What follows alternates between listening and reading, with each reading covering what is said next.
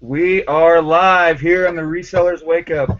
Today is Tuesday, 10/28, and it's another day. This is episode 12, guys. We made it through 12 episodes. Well, we haven't made it through 12 yet, but I promise we'll make it through this one today. But this is the 12th episode. Been doing this for a couple weeks now. We're going to keep doing it for as long as it stays fun. But we've been having a really good time so far. We're going to have a guy on who does eBay consignment, but his computer died right before we were about to go live. So we're going to have him on later on in the week, probably Thursday or Friday. You've probably seen some of his posts if you follow some of the Facebook groups. His name's Jesse Jacobs, and he runs a eBay store. I think his eBay store is called Jesse's Closet, and he's also got a YouTube channel. But when he comes on, he'll be able to get you that link and everything. But he's got a bunch of haul videos and stuff like that, and he also makes some really cool like intros, and he does like graphic design. He's got these cool cards that he posted the other day that he puts with his all of his packages, and he offers like design services where he'll let you he'll make you a custom card, like that kind of hey, thanks for buying from my eBay store type of thing. So hopefully Thursday or Friday we'll be able to get him on and talk to him a little bit about that stuff. But anyway, how's everything going with you guys? Anything crazy, wild going on last night? Anything happened yesterday? Did you guys find anything when you were sourcing? Get any big sales? No. Just no? Sold your last blanket warmer, didn't you? What?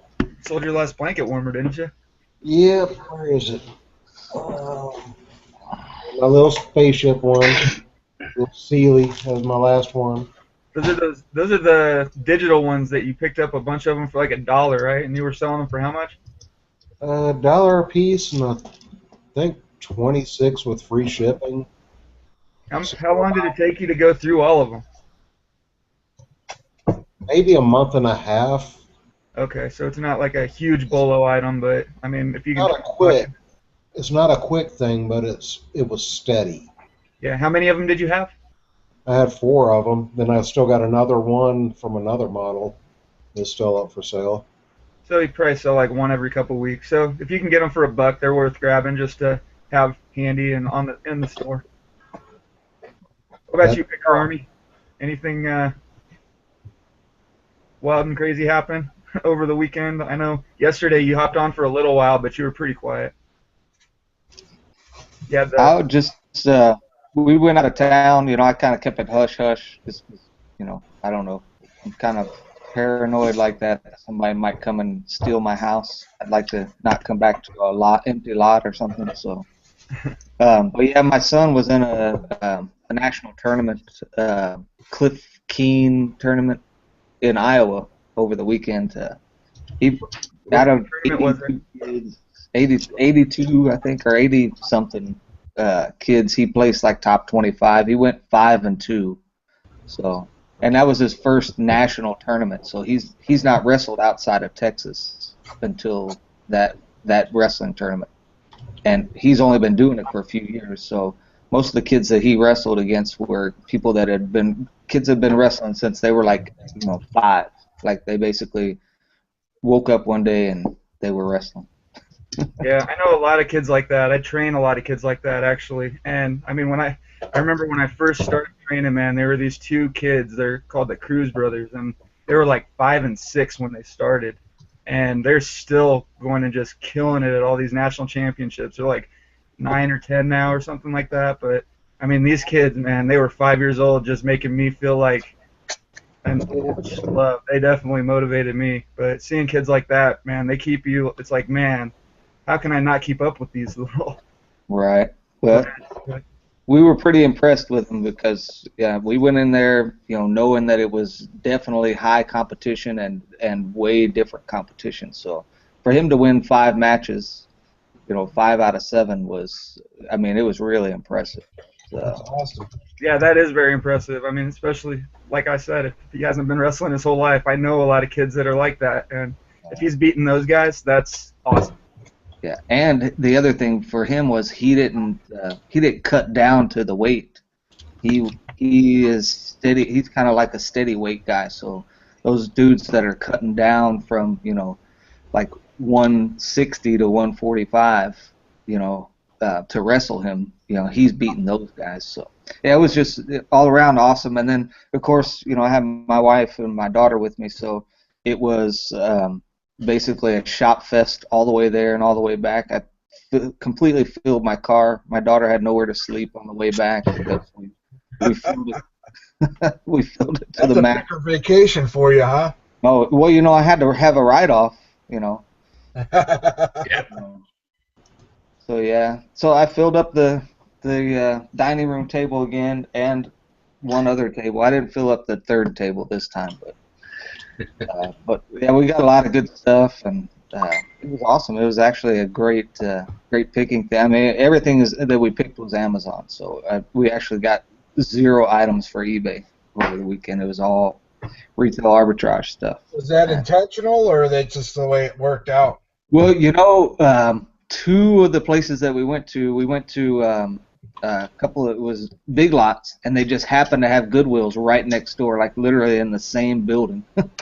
And so I cruised over to the Goodwills, and in the Goodwills I ended up finding more stuff for Amazon and nothing for eBay. So, yeah. Yeah, I'm actually going to be, I want to do some traveling, and I'll be doing it to chase jiu-jitsu tournaments, basically, but I want to do a lot of picking while I'm out there and meeting with people. Some of the biggest jiu-jitsu tournaments in the world are in San Diego, so I know a couple of guys at least that are in San Diego that do videos, and it'd be a really good opportunity to get some write-offs for sure, make some videos with those guys. But yeah, what about you, James? Anything? Yeah, got a lot of nice sales over the weekend. No, nothing. But Make it out yesterday. I have one item, larger item sell, but that was it. But I did get an email from eBay in regards to the free relistings. Did want to let everybody know. I think it was November 6th. Starting November 6th, those free relistings will now cost you against your allotted listings for the month. So if you have something that's automatically being relisted and you don't have any available for that month, you will be automatically charged. So be careful. Oh, okay. So you can't automatically relist your items that you're getting with free listings. That's, no more free relistings.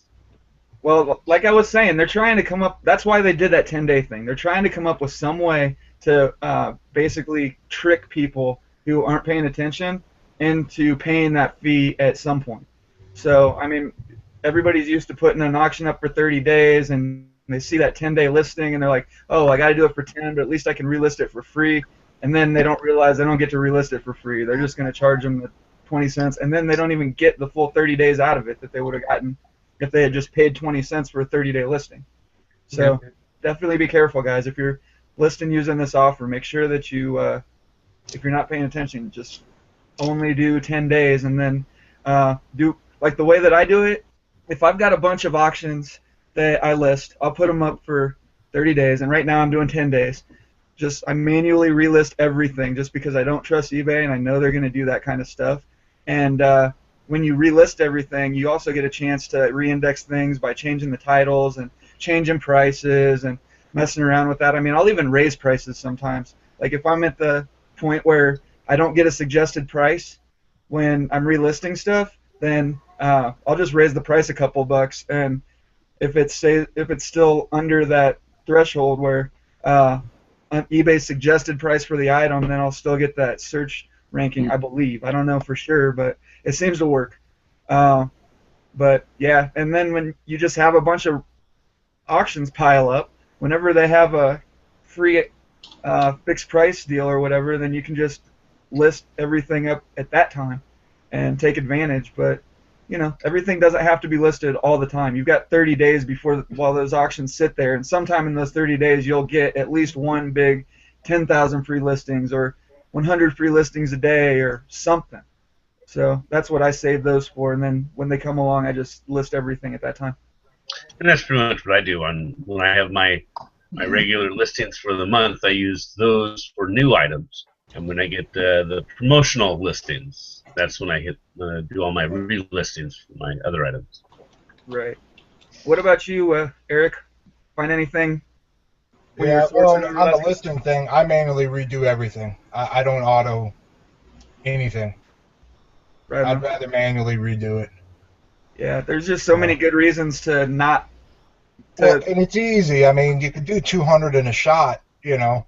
Yep. So it's really not that difficult. Yeah, it does get a little annoying. And it's like click, I got to go through everything. But once you get your whole thing set up and you've got all the auctions already done the way that you want them, just click on the title, change a couple words, and then click on the price and change the price and go to the next one. And once you have your like, the biggest reason why it was such a pain for me is because I went from offering free shipping on everything to offering shipping on everything within the last month and a half. So I've been having to go through and manually change every single one of my auctions in like 5 or 6 different fields. And I've also been changing the text size. I was watching the Thrifting Lounge a couple weeks ago, and one of the ladies, the needlepoint lady, I can't remember her name, but Kevin had her on, and she was talking about the text size needs to be, the font needs to be size 14 to get priority in Google rankings in your description.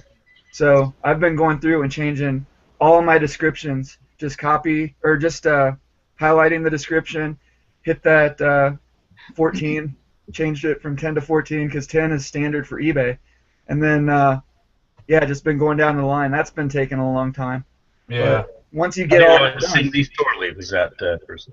oh, Cindy I Story, usually don't. I don't change much of my pricing.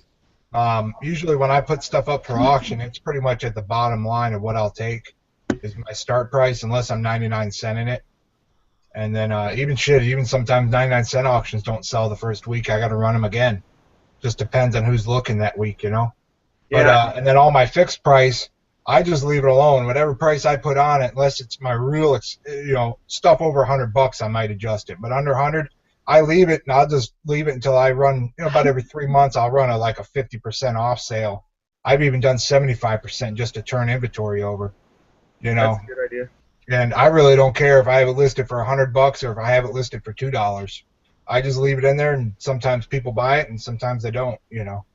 Yeah, If well, I'm in the being in the collectibles market, like the Magic the Gathering cards and stuff like that. I mean, that's really volatile, so I do have to pay attention. Even video games. I've got video games that a year ago would have sold for $50 and now they're worth 10. And I've got video games that a year ago were worth $50 and now they're worth 200.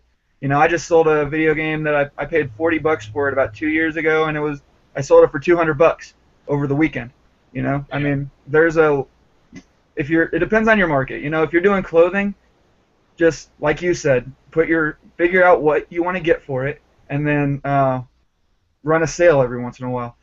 For me, like I've got coats and really heavy, expensive stuff. That the first time I run it, I'll run the listing for 30 days at what the top dollar price that I want, and maybe I don't want to run a sale on everything in my uh, inventory. So the second time that it goes around, I'll drop the price on that item, just to move it. If I think that maybe I did ask for too much, but Right. I don't like on to that price. on that thing you're talking about with the font size, did she say it was like it had to be exactly 14, or did she say at least 14, or up to 14? I Like, don't remember. I've just been changing everything to 10 to 14, and I mean at first it was a pain, but now I'm getting to the point where all of my auctions are standard. They're not HTML. They're just like the 2 or 3 standard sentences that I put in, and then I change, and they're all already 14. So all I've had to do lately is just go down the list and uh, take out or just change the price if I need to change the price, or just relist it. The yeah, other that's thing that I made a mistake on when I first started, when I was doing free shipping, is I put free shipping in the title of every freaking auction. So then, when I started to change the prices and start charging shipping, I had to go through every title and take free shipping out of all of them. And when you're doing 100 of those, it's a little bit of a pain. Morning, yeah. Danica. How was the? Oh, you're muted. How was everything last night? Did you get any sourcing done, or been pretty busy? had the orthodontist yesterday, and that kind of shot the day. So I just used it to clean up the house. Right on. Fun. Yeah. I got a little sourcing done last night. I went to one of the stores in my town called Unique. This place, I don't really love them, but I mean their clothing prices are really high. They'll put $10 on a pearl snap shirt. They'll put $8 on a pair of Levi's. They'll put $20 on a coat, but they're 25% off on Monday. So I always just stop in to see. I got some pretty good clothing items. I bought this really cool Burberry's blazer. It's like a yellow with a houndstooth pattern. Really sweet. I got that for like $5 or something, but It's like a lot of clothing for somebody who's getting out of clothing. I know. No, I'm getting into the wholesale clothing business, man. Oh. I'm gonna find ways to get rid of these things or this stuff, and it's gonna be in bulk. But Meanwhile, you're just gonna keep on buying them, right? exactly, I gotta have inventory to sell it. It was only a couple items. I don't mind doing the blazers and jackets because if you pay $5 or $6 for something that will sell for 60 to 100, I'll do that all day. But if you ever find a LaserJet cartridge and the box is the size of a printer, buy it. This thing, it's just a yellow LaserJet cartridge, HP original. Still got the factory seal on it. I paid $5 for this thing. Scanned it on Amazon. They're going for $300. So that was my score of the weekend. You heard it here, folks. Paul says size matters when it comes to laser printer. Oh, absolutely. You know that. Yeah. What about you, Eric? Did you get any good scores over the last couple of days? We didn't see you yesterday. We had a full. Yeah, I was too busy making money. Yeah, I know. Well, I'll show you a few things I got. I got a bunch of shit. I'll probably actually do a video, but this was one of them. Picked up a shitload of VTech, phones, handsets. I noticed they were going for about $15 a piece on eBay. I paid anywhere from like $1 to $2 a piece, if that. Plus, they came with all the other crap. I really just was looking for the handsets.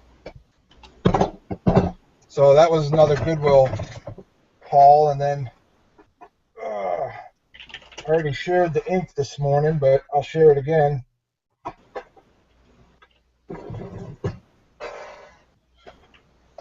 Spent $8 on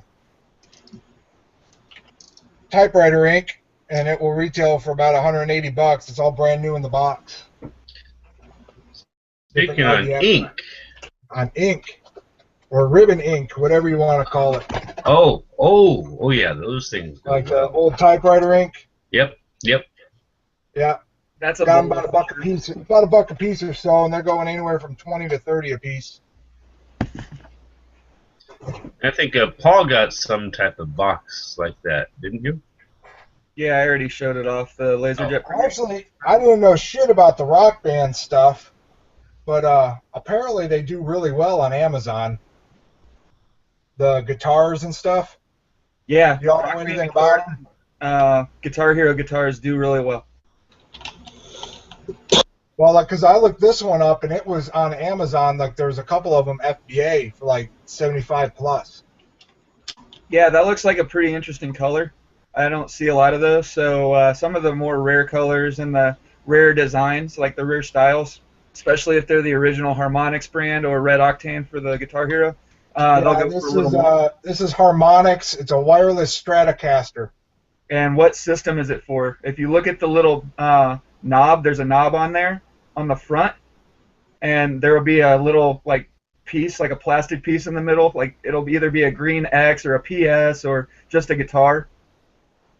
Just a guitar? You mean the little button? Yeah. It's just a guitar. Okay, so that's probably a PlayStation/computer guitar. You'd need a dongle for that. And if you need the dongle, then the guitar's worth a lot less. But, I mean, it's still worth something. But you can find those dongles. Any dongle will work. You just have to find a Rock Band USB dongle. But they sell for $25, $30. All right, and what about the keyboard? Same thing, made by Harmonix. Yeah, Chad just got one of those. Is it a the button, the clear button, is that an Xbox? Is that a green X? No, it's just the keyboard. Okay, so that's another computer one. It's going to need the dongle as well. But like I said, you can find those dongles. I would probably just set those aside somewhere and check the accessories bins at your Goodwill, and I'll show you guys later. I think Brian had a dongle, didn't he? What's that? It was a PS3 dongle for the drums. Oh, okay. The drums aren't as much as the guitar ones. The guitar ones are good money. Yeah, I mean the drum ones are still $15, but the guitar ones will go from anywhere from $20 to $30. But you'll just look for these little boxes that say Rock Band on them with a USB attachment, like a USB cable on the end, and it's just a little short dongle about that big, and it'll have usually if the tape is still on it, there will be a piece of tape with a guitar symbol on it, and it'll work with any Rock Band guitar. That's cool. So when you find one of those, yeah, I'm just trying to go outside my comfort zone a little and see what's out there, you know? Oh, absolutely. I mean, the Xbox guitars are definitely the best ones to get, just because you don't need those stupid little dongles. But if you can find the dongles, then they're the. Well, I figured for $4 a piece, I can't go wrong. Oh yeah, you got a good deal on those. You'll probably never find a dongle for that keyboard though. Those keyboards are super rare, but I think you can intermix them too. I'm not sure. I'd have to look into it. I'll ask Chad what he did about his. He had an Xbox 360 one, I believe, and those okay. Those don't. Oh, and I even picked up a piece of clothing, which is against my rules, but it was only $2, and it was Under Armour. Oh, you did really good then. Shit. Under Armour is one of the best brands to break into if you're doing clothing. If you just want to Well, play and around. I'm not trying to break into it. I just know how much I spent in the military on Under Armour and figured it had to been worth something. Oh yeah, exactly. Under Armour, Nike, Adidas, any of that sports stuff. It doesn't have to be perfect, and as long as it doesn't stink and it's not all stained up really bad, people will pay $20, $30 for that stuff, and you can pick it up for $1 or $2 all day. Rash guards are another really good thing to do if you just want to dabble in clothing. I mean, you don't have to know that much. I sold a rash guard about a month ago. It was one of the first clothing items that I had listed, and all I did was hung it up with a crappy picture. It was like the worst picture I've ever taken for an eBay auction, and I got it for $1. I sold it for $15 in no time. So it was. Digging for other stuff, I found another thing of ink, so now I'm up to $2.10 on the ink, $9 investment. Nice. Yeah. Can't complain about that. Nope. By the way, this was all pretty much Goodwill yesterday. Okay. Yeah, my Goodwills are pretty good. Here's something else I didn't know about, and I gotta look the price up real quick. But the cassette adapter for the little the mini VHSs, the VHSCs. When I looked them up, I'll see what the price is now. But when I looked them up yesterday at the store, like they were going freaking ridiculous for their little adapter cassettes. Yeah, some of those old cassette stuff sells pretty good. I found something that I thought was going to be good yesterday. They wanted like $10 for it, but it was like this Panasonic old cassette recorder, but it had the microphone and the case and like this velvet lined case with like a bunch of slots for the cassettes.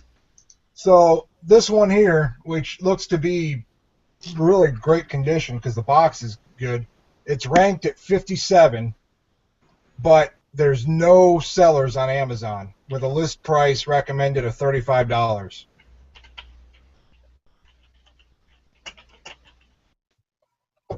Wow.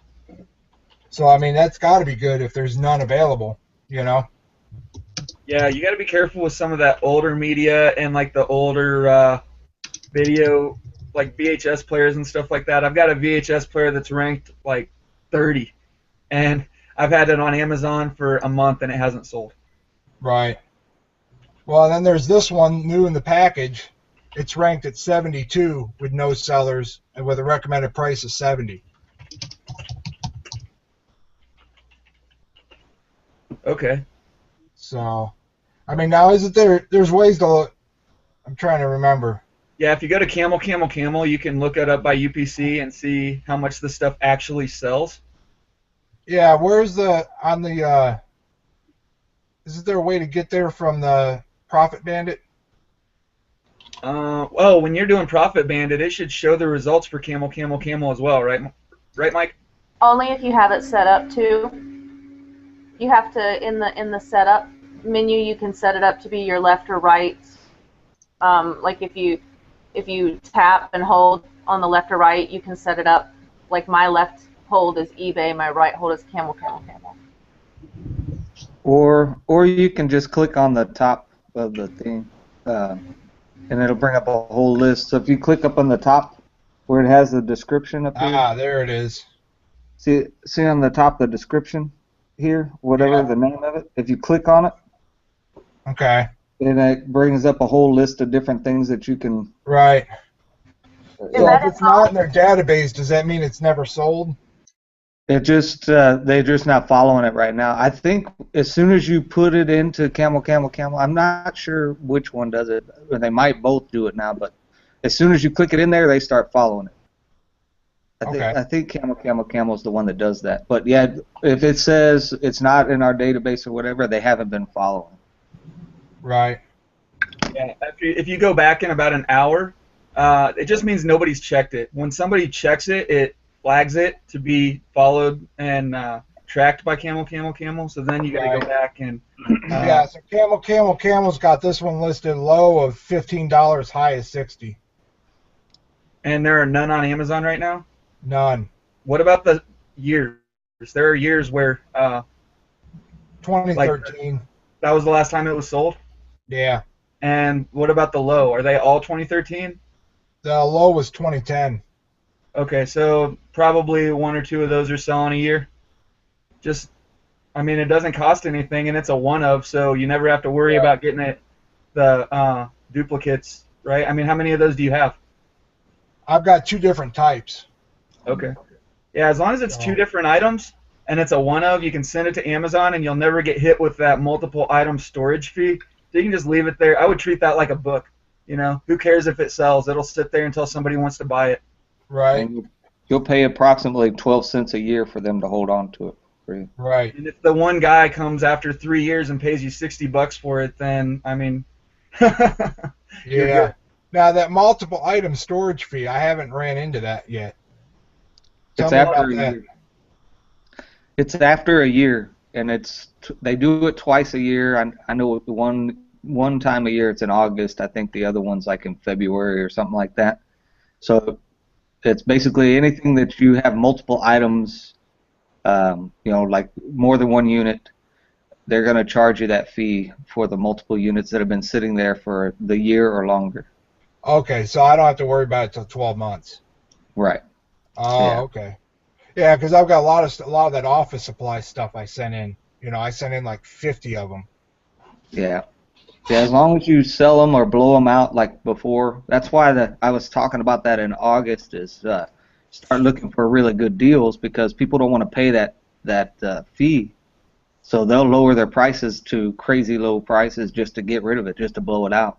Right. Well, yeah, because like most of that stuff, it's already all paid for, like five times over. So Yeah. if there's any left at the end of the year, I'll just get rid of them. Yeah.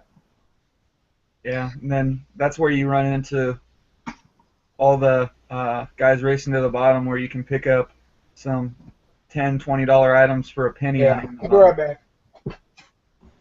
Did you do any of that this year, Mike? Did you get on Amazon and actually look for like some of the people that were doing that kind of stuff before the thing kicked in? Oh yeah, I did quite a bit of online arbitrage for next year, like for school supplies and some stuff for like 4th of July, stuff like that. What do you do with all that? I store it in bins and let it sit. Yeah, I've been doing it. I've been trying to be a little more proactive with the holidays and things like that on Amazon. because I've noticed, other people are doing it, and they're making a killing on it. So yeah, I'm trying to make it easy on myself because as much as I want to jump into those bundles because they make a ton of money, I just I don't know. It's time consuming and I don't really want to do it. I'm lazy like that. I'd rather sit here in front of my computer for day in and day out and list things on Amazon instead. Yeah. I mean, you're probably getting better deals when you're actually out and about sourcing, but I mean, if you don't have to leave your computer and you're finding stuff, then it's probably a time well spent. But yeah, I need to free up some space so I can start piling stuff up for holidays, I guess. So Yeah, I started doing it in around St. Patrick's Day last year. That's when I started picking up things. We'll see what happens. yeah, I've been doing that with like T-shirts and stuff. Like if I see a holiday shirt or whatever, I'll just snag it if it's $1. And thinking about maybe starting to put that stuff on eBay like a month early. I was gonna do it with Halloween and start buying some of the costume, but yeah, Here's some more little bit more precise information straight off of Amazon about that it's the FBA long-term storage fees, and it's August 15th and February 15th. So I was nearly right.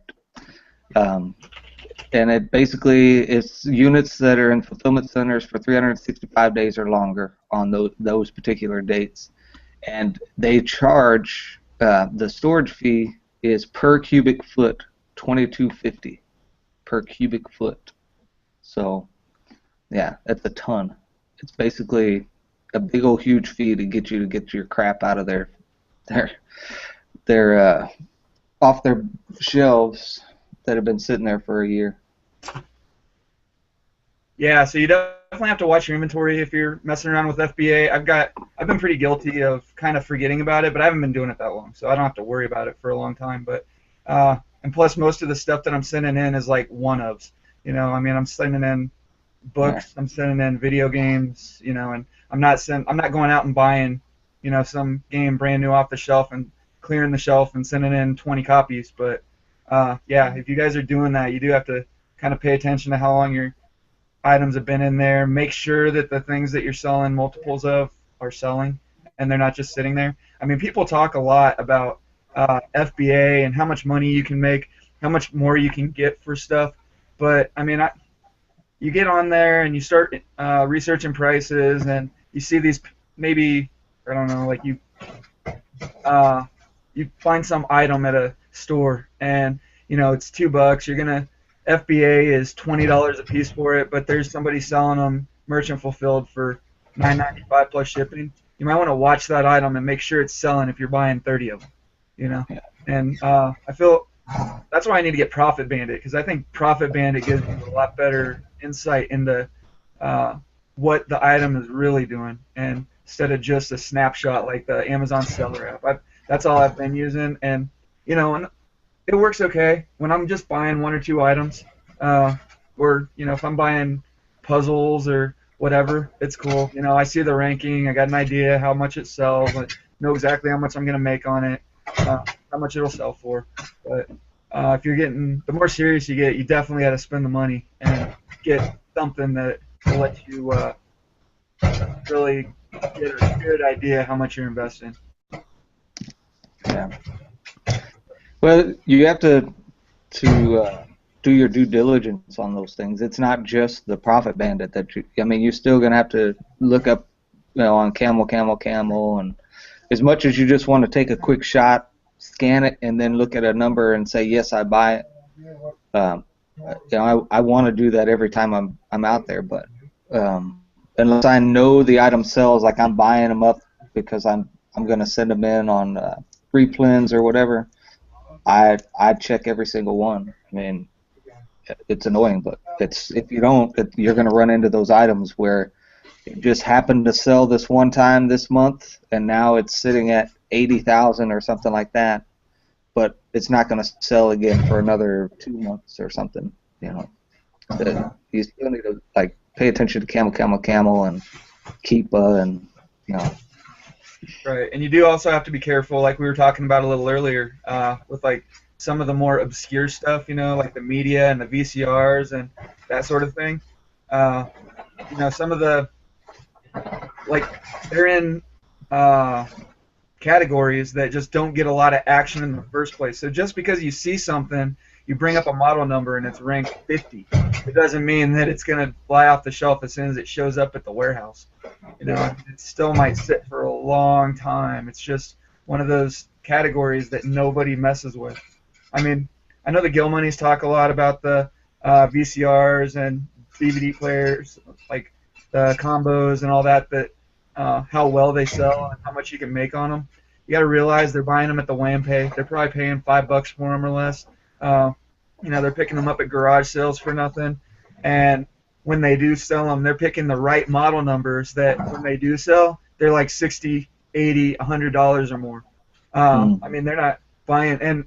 But when you've got 30 or 40 of them, yeah, you might sell one a month. And that one that you sold pays for all of them that you bought, So, I mean, they are still pretty slow movers. I've got about 10 of them up right now on Amazon, and they've been sitting for 2 or 3 weeks, and some of them are ranked really, really, really high, like in sub 100, and they're just not moving. And, I mean, I don't have any way to check and see how much attention they're getting. Or, hey, Mike, isn't there a way to check, like, how many views an item's getting on Amazon? Somebody mentioned it once before, but I just don't. I have no clue and don't pay attention to it, man. Yeah. It's really, I mean, the only thing, like, if you're talking about looking at your own particular item, getting views or whatever, I don't know. Well, I'm not talking about my own particular item, but say like I have this model VCR, and there are 4 of them. There might be 4 of them on Amazon, and one of them sells every few months. And I'm researching this VCR to see if people are even looking this thing up. I mean, I know camel is the best way to find out because it actually will tell you when the last time it was the item sold, and like when the last 5 sales have been, and what the cheapest it sold for was, and what the most expensive, and it'll give you the average and all that. So there was another website too. What was the other one? I don't even remember what it was for. Keepa, Keepa.com. Keepa.com. And what is that website? Extension. What's that, Danica? There's a Keepa extension. Yeah, that's right. There's an extension for your. I think it was Katie Patton that was talking about how to check, like how many views something had, or how many sales it had, but I can't remember. Yeah, we're gonna have to get her on sometime. I haven't talked to her since I was on the meet and greet a couple weeks ago. Well, she's Eastern time, so it's not, super wicked early for her. Yeah. Does that FBA seller tools or whatever it was? I can look real quick. Is that you selling stuff, Mike? No, that's my wife yelling at me on text messages. Yeah. So just to let everybody know, if you're in the chat and you want to, everybody here on the panel is making videos now. We finally got Eric to do a video. Yeah.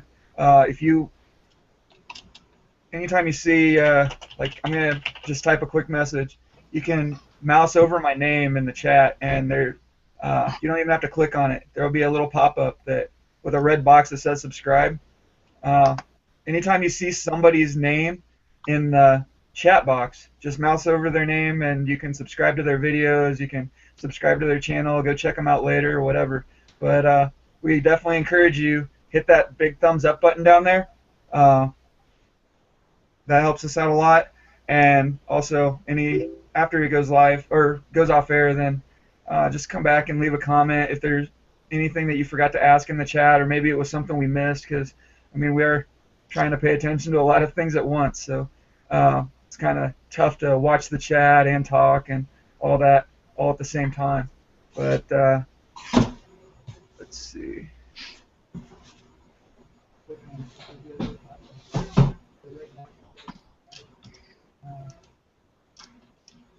So yeah, and tomorrow we're going to be having Robert Bagley on. I don't know if you guys, most of you probably have heard of him.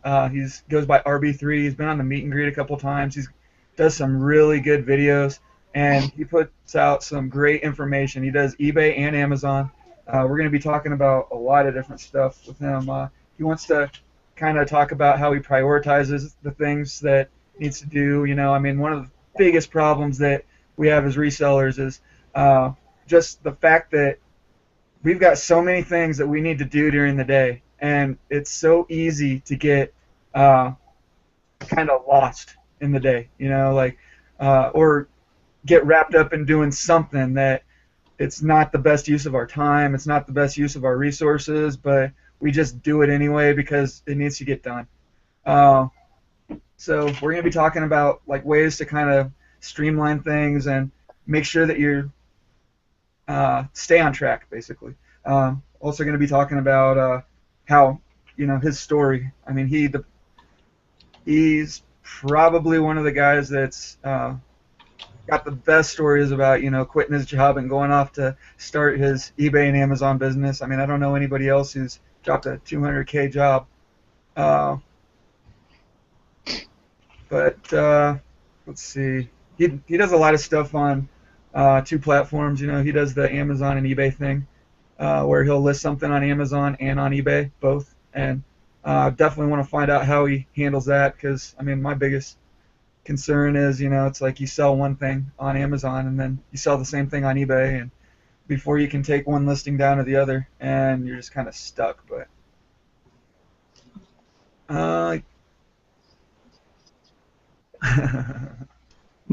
so, what about? I know you. What do you think? Have you tried any of that, Michael? As far as the cross listing on separate platforms?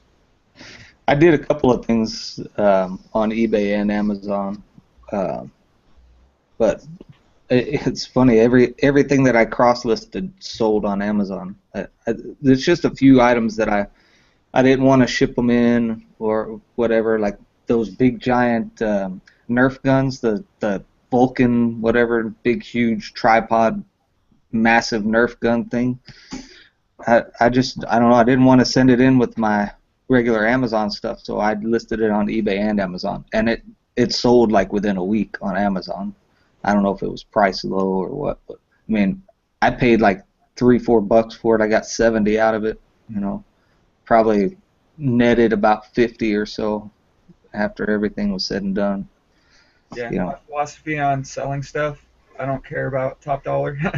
I mean, I'll try to get top dollar on certain items that I'm sure I can get top dollar for, or like if I think that I can get a lot for it, then you know, if it's a jacket that retails for $2,000, I'm not going to put it up for a penny auction and hope that it goes up to a decent price. I'm just going to list it for, you know, $500 and let it sit there with best offer until somebody sends me an offer. You know, because you just don't run across a whole lot of that. At least I don't. So you know, you don't have to worry about sitting on a lot of those items for a long time, and eventually when it does sell, it's like, oh wow, that just made my day. You know, that made my 2 or 3 days. So it's good to have like 20 or 30 of those items minimum just handy all the time. But yeah, a lot of stuff, man, I don't care. If it's hard to research or it seems like a slow mover, something that, you know, it's not a real high-end brand, or maybe it's just kind of beat up, you know, and I'm not sure if it works perfectly, or if it just because it retails for $300, I'll still take 30 or 40 for it. Right. There's a lot of stuff like that out there that I don't know, I hear some weird ways of doing drop shipping out of Amazon FBA and this type of thing, but I don't know. It still sounds kind of convoluted to me, but I think the basic gist of it is you purchase it from one account from your own account or something like that, and you'll get because it's Prime, you get that second day shipping, So you can offer that second-day shipping on eBay to individuals and basically beat out people on prices. So like if you have a big stereo or something like that and you send it into FBA, it's, you know, a pretty good sized item. Second-day shipping costs you like $30 normally, and it's basically free from Amazon.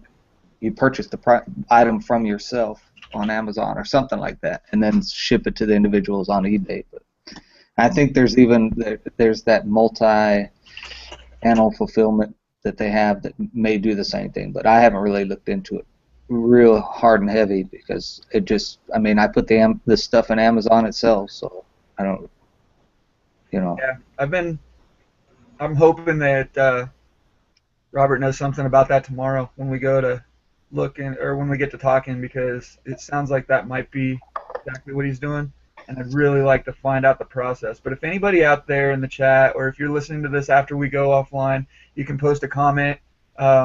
Just if there's anybody you know that's kind of an expert that likes to get on the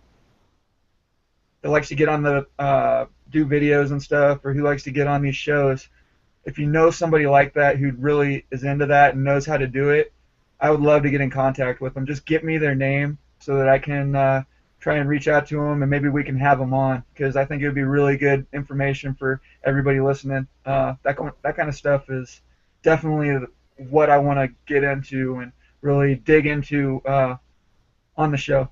I need people like that who like to talk about that kind of stuff and who can kind of really who don't mind sharing some of their secrets, or even just being vague about it, just giving us enough information where we can figure out how to do it ourselves or our own way. I mean, I don't mind people that have their secrets. Everybody is gonna, have their own techniques that they don't want to share completely. I mean, I'm not gonna hold somebody's hand and do the listing for them and all that stuff, but all you need is just enough information to get started and get pointed in the right direction. And we just need a few more guests like that can offer up at least that much, so that we can get everything going.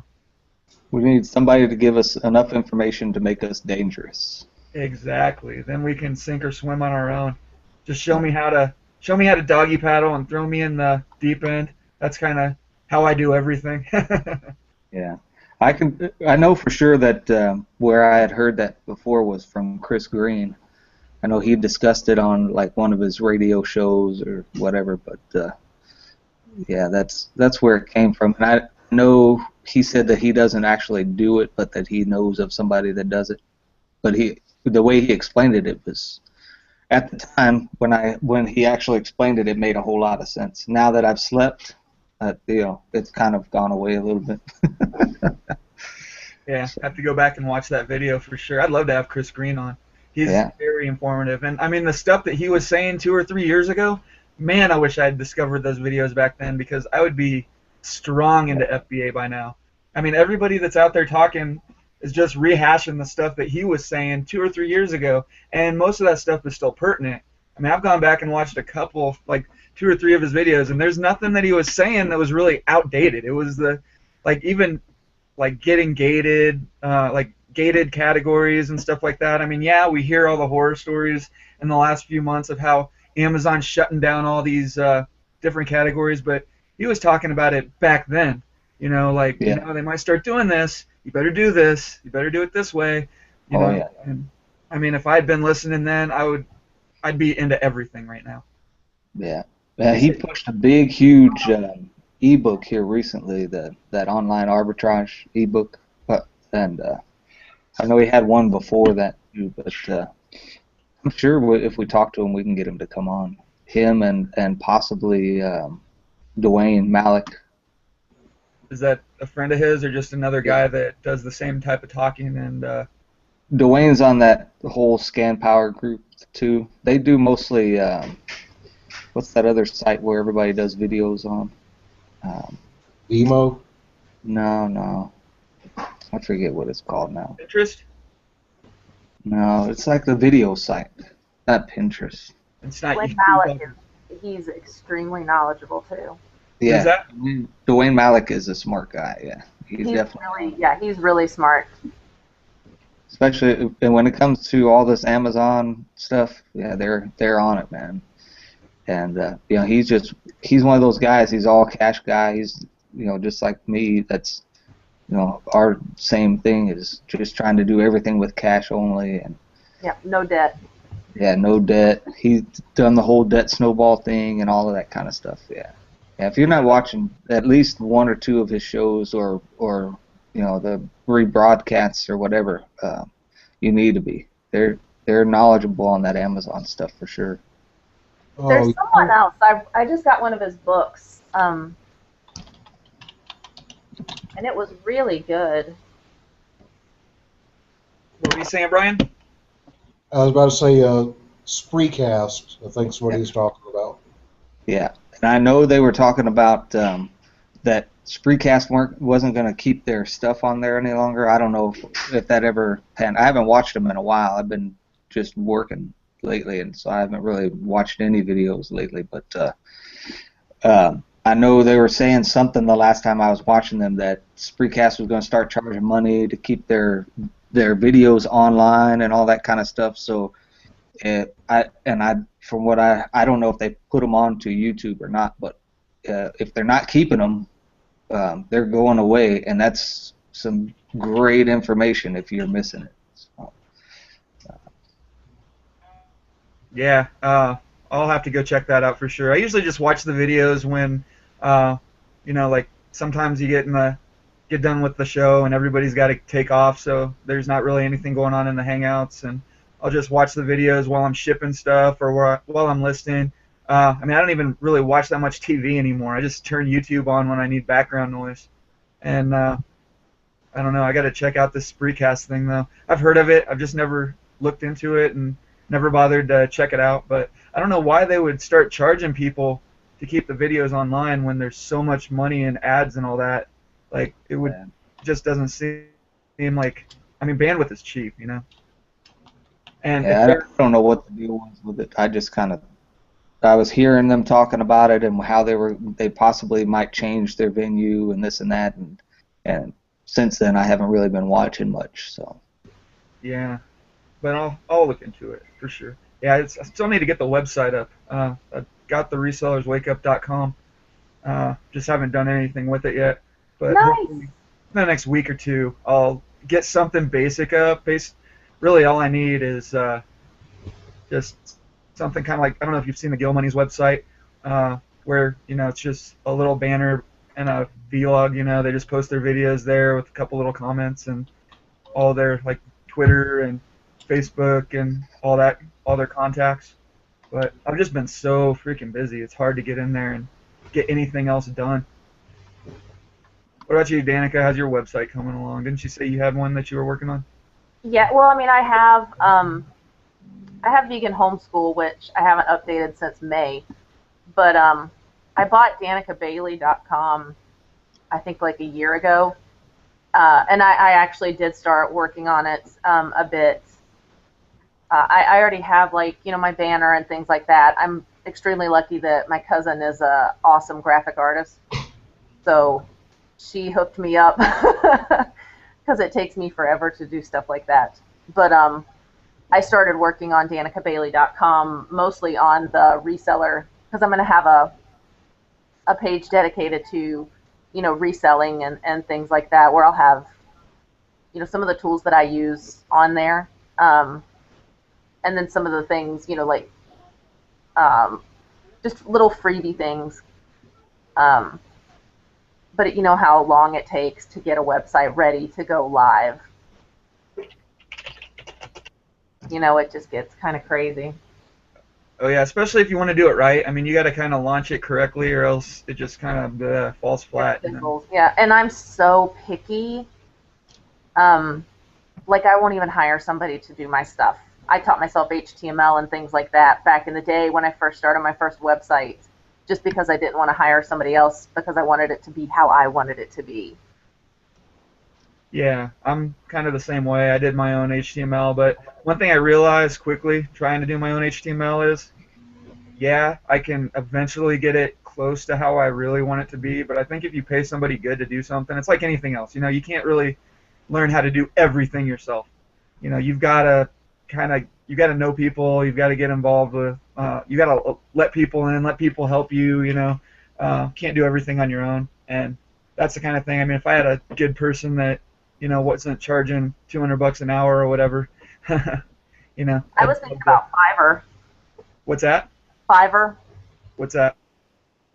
Um, it's actually pretty killer.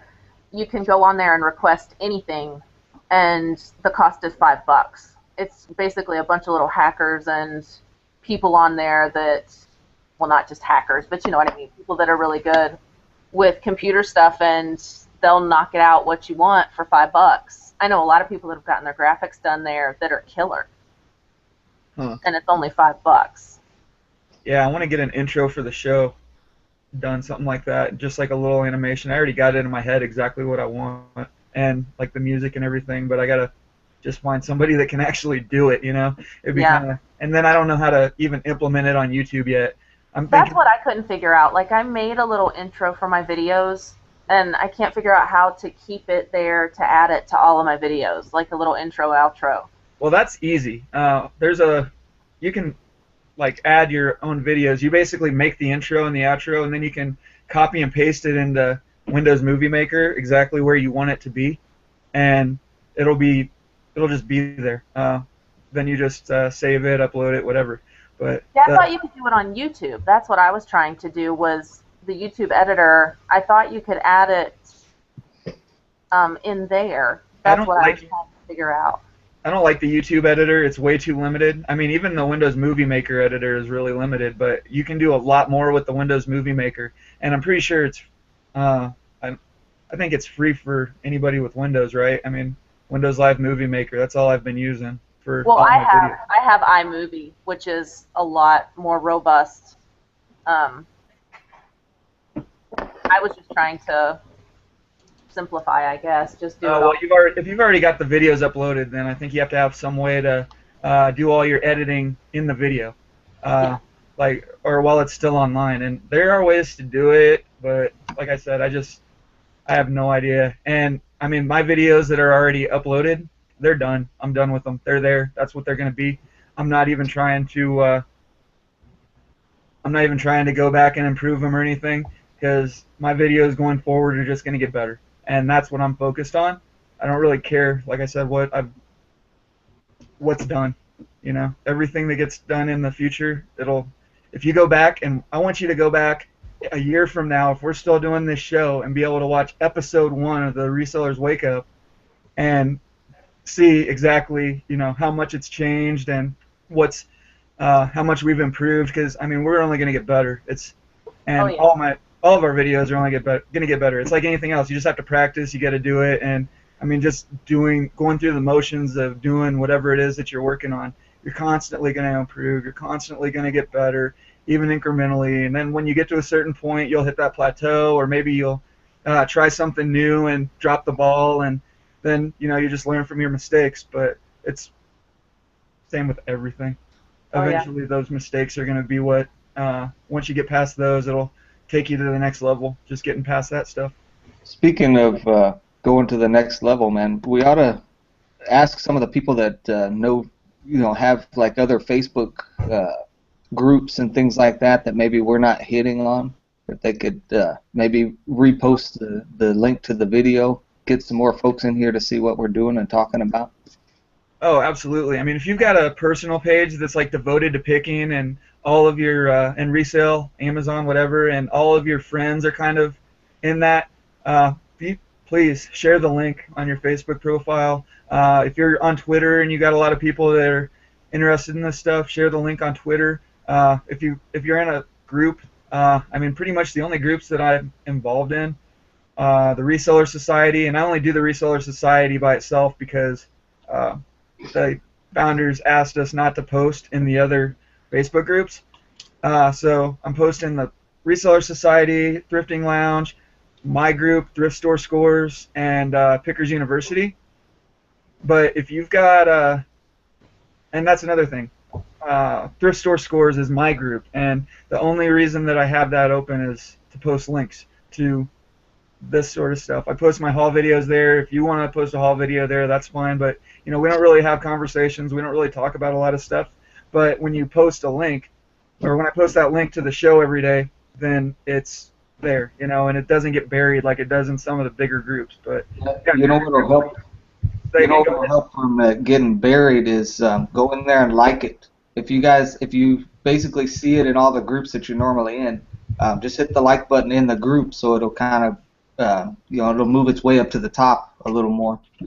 Um, just so people are eyes on this stuff. The more people we get in here, we might end up finding those diamonds in the rough, whatever kind of people that are just out there picking that they haven't seen this type of stuff. I mean, people like Eric, he just happened to come across us, and now he's on here giving us good information, that kind of stuff. And, if we put it out there to enough people, we're just going to, continually get more, knowledge and, outside knowledge, things that we weren't talking about before.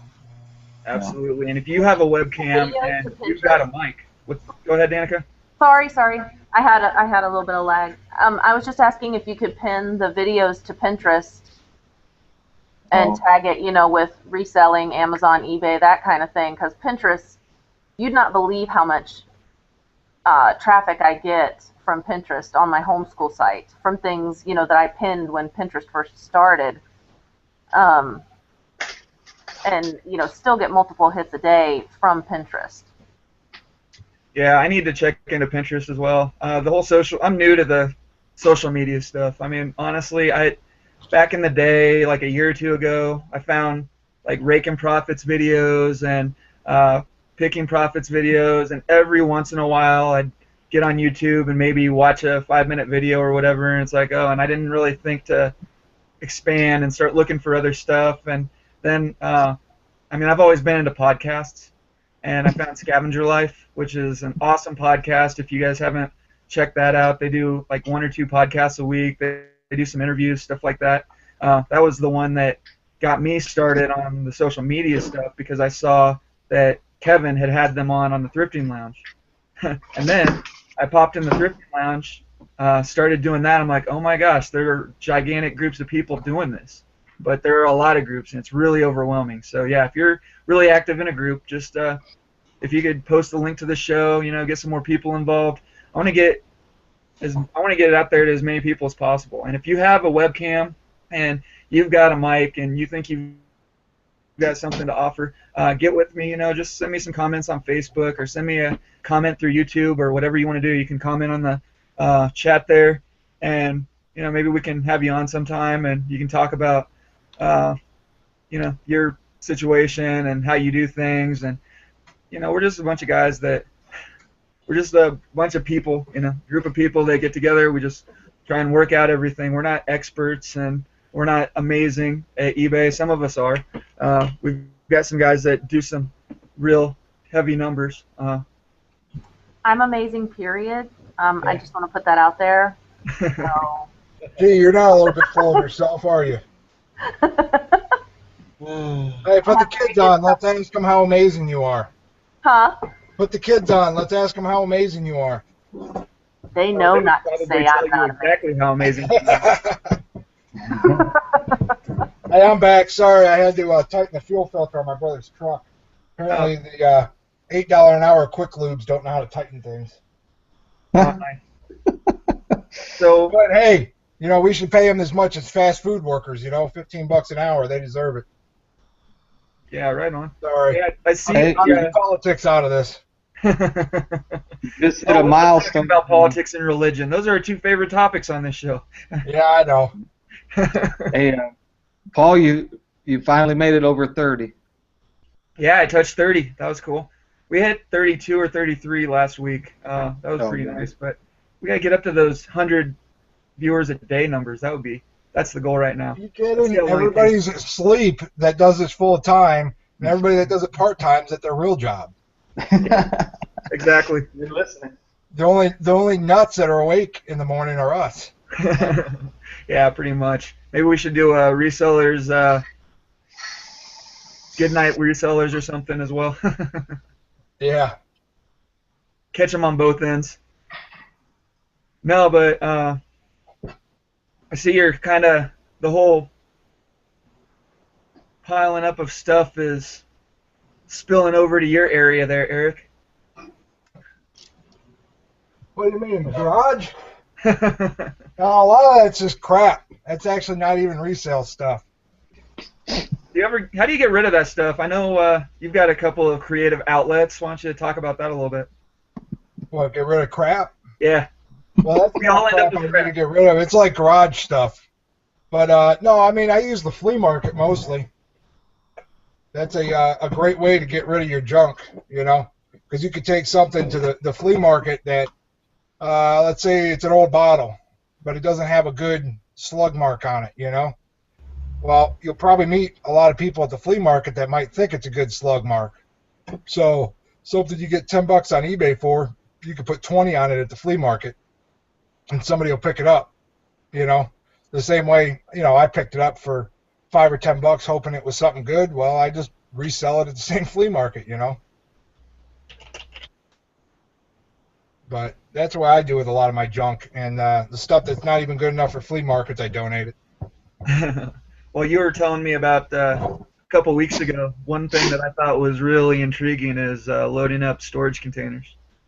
Yeah, I did that in El Paso. I don't have anybody do that here. Okay. Yeah, And but the basically, facility that we got, I don't run auctions or nothing out of there. okay. So, because you can get a bad name doing that. And, Yeah, I you guess know, so because they do know your name and everything when you like when they're researching the unit, and it only takes one or two for them to be like, oh, it's that guy again, right?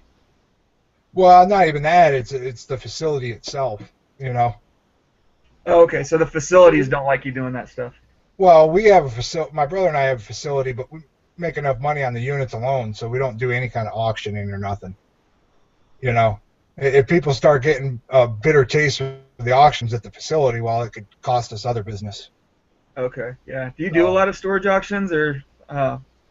I haven't in a long time, just because they go too high. It's too much risk. I'd rather take that $1,000 and go, you know, now arbitrage somewhere. Yeah. You know, Yeah. it I'm used loving to the be arbitrage. when I did them before, back in like '06, '07 and stuff. You know, you could pick up a 20 by 20 for $200. You know, and that same 20 by 20 goes over $1,000 now. You know, and yeah, you can still make money at it, but you're risking a lot more money at once. Yeah, So it's just, exactly. you know, I mean, people that want to do it, great. I think was it Picker Army was talking about? He used to buy them piecemeal, right? Yeah, Yeah, yeah. buy In them. El Paso, And in that's El pretty Paso, they smart would because do. that's, you know, that's like going to a regular auction. You know what you're buying then. Yeah, So yeah. basically, what people would do is buy a storage auction and be like, "Hey, come on over. I bought this auction. Take what you want." No, no. The auctioneers would actually go and auction out parts of the storage unit. So they would basically furniture. Like if it was a living room suite, they would just auction the living room suite. Or if it'd be like 3 or 4 boxes of just random things, they would pull those 3 or 4 boxes out and they would auction those 3 or 4 boxes or totes or whatever, like, you know, just like kind items or whatever. But they would, in order to get rid of the junk, like the Christmas trees and the, you know, what's always in a storage unit, the little crappy things. So you might see 2 duffel bags and a Christmas tree. And they would auction those off just to get rid of the junk that, you know, most people don't want anyway. But they would auction them Right. out, and People they would would be make, after you know, they would triple what a normal auction would make. Like the same unit may auction for $500-600. They would make like 12 to 1800 on individual. Wow. So is that something that's just legal in Texas, or I mean, aren't most states like you have to open the door and you're not allowed to set foot inside? All you can go after, like what you see is what you get. You can't dig around. I think Or that's are these auctioneers allowed to It go in depends on there? the state. Every state's got different laws for auctions. yeah. Because I know, like Washington, they couldn't cut the lock off the unit until the auction. But like in Texas, you go to an auction and they'd have their own locks on there already, so you know they'd been in the unit. Yeah. And some of that stuff is just the auctioneers themselves. It's their rules, what they decide. You know. I don't know. This is good stuff. I can tell you that. I loved it. Yeah, I would say, nowadays, if you can get real auctions, you're going to pay more, obviously, per item, but you're going to know what you're buying. Yeah. Well, that's the thing. I mean, you end up with so much crap, like you guys said. I mean, how do you get rid of it all when you? I mean, it's not like they have a dumpster out back where you can dump it. You got to haul it all away, no matter if you're going to keep it or not, right? Oh, you mean like trash? Yeah. I use the dumpster at our storage facility. Oh, so they do Business is paying for it already, so might as well use it. right. Yeah. But some of the storage facilities would say if you take every bit of it with you. You don't put anything out of Right? the. No, I'm talking at my place. Oh yeah. Take it Yeah. with me and dump it there. Yeah. When I've done estate sales, if it's a place with a lot of trash in it, because I always clean them out, I'll have a dumpster dropped. I think it normally costs me like $200 to $300 to have Yeah. one dropped, and I'll just fill it up right on the property. Saves me a lot of driving. Yeah. Yeah. That's a good idea. So if I've got like a bunch of stuff that I brought home, sorting through it, I can take it up to my local dump here for $7 for a truckload. They don't weigh it. Yeah. Now, when you do those estate sales, do you just go on the last day and be like, hey, what do you want for everything that's left? Or do you have some other deal No, lined I'm up? talking about when I run them. Oh, okay. So you run your estate sale, you make all your money, you sell all the stuff that is good stuff, and then you kind of pick over the rest at the end and throw away all the trash? Yeah, it just depends. Usually I let one of my guys do the buyout. That's their bonus. So and then I'll help them clean it out, So Oh, wow. sometimes I'll pay for the dumpster. It just all depends. If it's a real trashy place, which I've had some, I get the dumpster at the start. So then it's out of my pocket. If if it's at the end and we haven't had to use a dumpster, then it's out of their pocket if they want it, instead of hauling all the trash off, But usually I'll let one of my guys do the buyout on it. Okay, so basically they just make an offer at the end of the estate sale for whatever's left, and then they get to sell whatever they want out of it? Yep, pretty much. So, I mean, like the last one, I think he did the buyout for like $300. And, when we were shutting the sale down, family was happy. They agreed, don't touch that. They agreed to $300 for everything that was left. He bought it, and within 30 minutes, he had sold $400 in furniture. So, and then he still loaded up a 25-foot box truck full of the rest of the stuff. I mean, for the most part, everything that's left is flea market. There's really not a whole lot of high-end stuff because my last day on Sundays is blowout day. So pretty much whatever you offer, if you're going to take it, you take it, Now, your guys, do they do eBay or Amazon or any of that, or are they all strictly just yard sales and flea markets? Pretty much yard sales and flea markets. Yeah. So that big stuff that you talk about, how he did $300 in sales, did he have somebody he can call and, hey, can you, I got this furniture, do you want to buy it? Or does he just post it on Craigslist with some pictures? Puts it on Craigslist. But that day, it was actually people that had showed up after we took the signs down. So he just let them in and let them look around, and they bought some furniture. Oh, okay. That's interesting. Yeah, I've been thinking about trying some estate sales. I don't like the estate sales in my area. I love the garage sales when I can find them. But that reminds me, hey, Michael, Picker Army, what was that garage sale app that you used the other day? You were showing me all the garage sales in your area. I think it's called GarageSeller.com or something like that. Oh no, it's. I promised my wife that I wouldn't say .com anymore. From now on, everything is .com, so it's GarageSeller.com. What? We were messing around the other day, and I said, well, what if they decided to say point instead of dot? So. Then everyone would be confused. It wouldn't be confusing if everybody used it, though. That's true, but everybody already uses dot, so why fix something that ain't broke? Because I'm cool like that. I was going to say, why are you trying to be cool, man? Hey, man, if it ain't broke, fix it till it is, right? I'm just feeling bad for point. Dot got all the attention. In the Army, if it ain't broke, you just paint it. That's you go. right. And if it's in the way, you paint it yellow. Right. Yeah. And if it is, also if it isn't broke, And if you finish painting it too quickly, you just flip it over and paint the other side. yeah. Michael's just wanting to be that guy. Yeah, that guy. Yeah. Hold on. I I'll got get some you that guy decks of cards. You seen those? Oh, yeah. Are they like playing cards or some kind of card game or something? Yeah, that guy is a campaign in the army about not being a drunk. Oh. So they came out with a deck of playing cards called That Guy. It's got a whole bunch of funny shit on it. Hey, come here. Have to look into that. Now. I think it's called Garage Sales Everywhere is the name of the app, but let me just double check. There's yard sale treasure map too. Yeah, that's the one I have is Garage Sales Everywhere. Garage sales everywhere.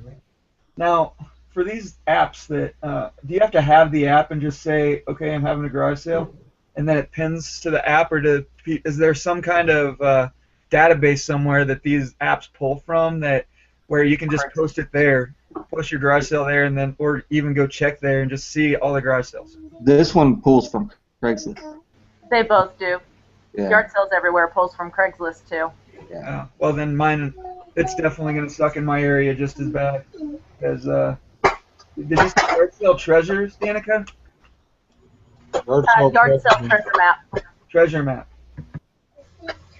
Yeah, the thing I used to do with yard selling is I would always make a list of the highlighted ones I want to hit based on their ads. But I also knew the areas that usually had a high concentration of unadvertised sales. So I would try to hit all my listed ones real early in the morning and then just drive around the neighborhoods that always had unlisted sales. You know, like when I was in El Paso, it was all on the west side of the base. You know, you could drive that one road and it spidered off everywhere. You know what I'm talking about? Picker Army. I can't think of the name of it. But like skirted up by the hospital and stuff. Dyer. Yeah, but you know, and you'd see like 20 sales in the morning that weren't advertised. Yeah. And that's usually where you find a lot of your good stuff because a lot of other dealers aren't hitting them up yet, you know? Yeah, the way that I go about yard sales is I just check I check Craigslist. I try to find some in my area, but I mean, there just aren't that many garage sales. Nobody has them. And, you know, I'll just go to that garage sale and then I'll drive around looking for signs, or I'll just drive around looking for anything that looks like a yard sale. I've even pulled up on people that were just like moving or something, doing whatever, and hey, is this a garage sale? Oh no, but do you want to buy something? And I picked up some pretty good deals that way. But hey, ask them what else they've got. You know, oh yeah, every time. I went to this one and you know, they had a whole bunch of like made in China dollar store crap out there that they were just selling. You know, it happened a lot in El Paso. I asked them and I seen one beer stein sitting there, and I asked them if they had any more steins. I walked in the house and they had a double shelf around the entire living room covered in steins. And I bought about a dozen of them for about $10 a piece, and most of them were worth over $100. Oh wow, yeah, that's one of the niches that I have no clue on. I see really nice steins at thrift stores and stuff all the time, but I can't tell the difference between one that just looks cool and one that's worth a lot of money. Yeah, there's way more crap ones out there. This guy, he was an old retired vet, and he'd been in Germany. So he bought a lot of old antique German steins. So when you're looking for steins, what are you looking for to know, like, if it's even worth looking up and trying to see if it's worth something?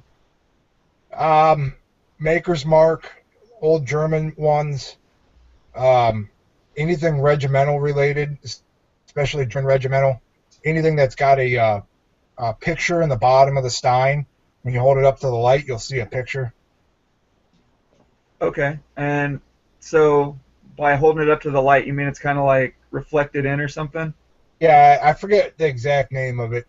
I'm horrible about remembering stuff, but yeah, the bottom of it's translucent and it's got a picture in it. Okay, so basically it'll look like quality. Yeah, and with steins, generally they're all going to be quality. If they look like cheap ceramic made in China, then they're probably cheap ceramic made in China. You know? Yeah. Somebody made some money. Yep, it was me. See if it was even worth anything. It's probably a mad seller or a mad buyer. I mean. Is that a ka-ching along with the message? Yeah, that was a message. Oh, it was a sell.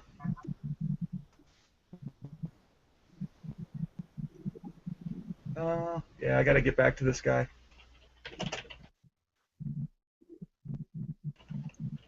Hey, Hey, hey, What's up, Jake? Hey, Jake. hey, Hey. hey. Just another day. what's happening, a big yake? How you guys been? Good. How was How- yesterday? Did any better on the sales overnight? No. Well, I sold a lot of snaps. That's about it. How many? Last A lot. No, A lot. a lot, not a lot of snaps. One A lot. group of snaps. How many did you sell, and how much did you sell them for?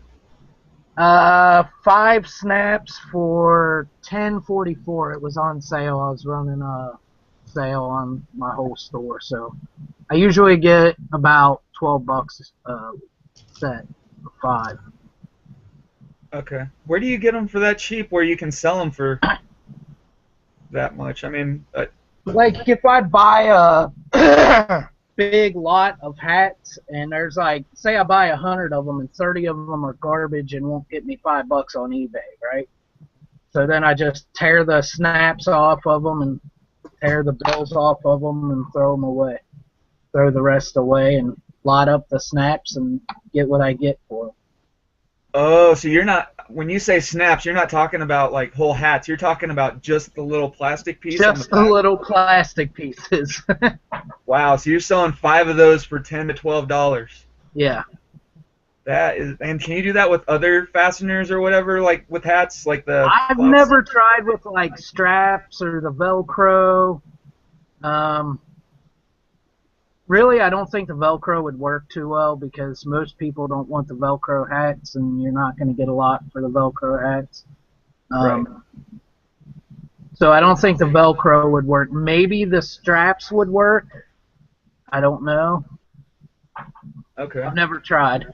How well do those snaps sell? Well, here, let me. They sell pretty consistently, but they're not like fast sellers, you know? Yeah. Is it just one of those where you get like one a month or something, or one a week? Yeah, something like that. Okay. Yeah. So, how do you remove the snaps so that they can be like re-put on something else? If you look, well, this isn't one of them. All right.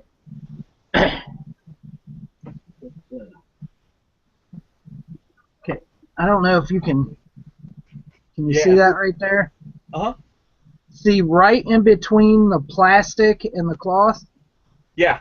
If you stick a knife down in there, you can cut away the stitching that stitches the hat itself to the snap, and it'll just pull right out. Wow. And then what about the bill? How do you get that off where people That's a actually little buy it? more right up in here. You want to start right up in here and run your knife and cut the stitching out. And then you have to come down here and cut the stitching out all the way around there. And then it'll just rip off. Usually with the bill, if you could just get it started, you can pretty much just rip it out. Okay. And what do you get for the bills? Honestly, I haven't sold of the bills. I've been trying, but they're not selling. So, Okay, so that's something you should just not waste your time on then. Yeah, But the I snaps might wouldn't- be worth it. right. And I wouldn't buy a hat just for the snaps either. Yeah. You know, but I'm saying if you happen to pick up a bunch of hats that you thought were money and they're not, you might as well get some money for the snaps. Yeah, well, I buy hats all the time at the Wham Pay. Like, if I see a hat, I just grab it because, Right. it doesn't cost anything. And, I mean, I can get 30 hats for $1 at the Wham Pay. But, I mean, people That's fight so over cool. I want to go to a weigh and pay so bad. it. Yeah, the Wham Pay is a lot of fun, but it's way too easy to get carried away and just buy too much junk. I mean, you really have to have you got to be disciplined, and you've got to have a good way to just, have to have a good outlet for all that stuff, and it really helps to have space. Yeah.